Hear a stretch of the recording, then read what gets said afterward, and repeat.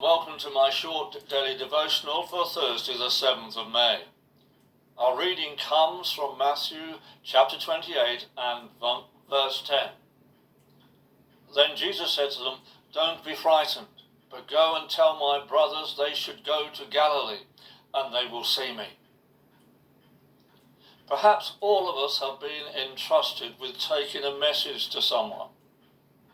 These days, a large number of messages are sent via email or social media. Sometimes the message that we are to give will be good news. At other times, it may be bad news. I remember that a number of years ago, we had a driving instructor who died suddenly, and I had to phone all his pupils to let them know. This was not an easy task. In verse 10, Jesus entrusted the two Marys with the message that his disciples were to go to Galilee, where they would see him.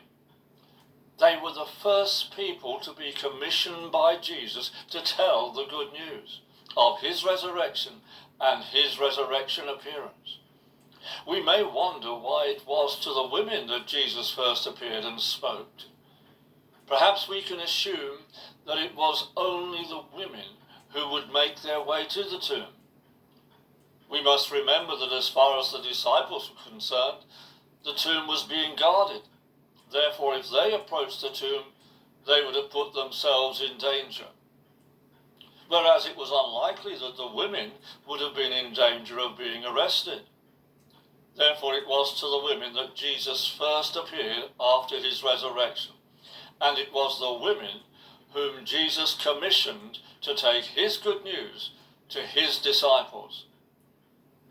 When Jesus calls us to do something, it is because he trusts us to do what he commands.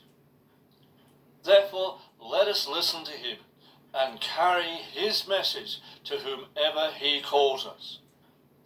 Have a great day, and may God's blessing fill your life.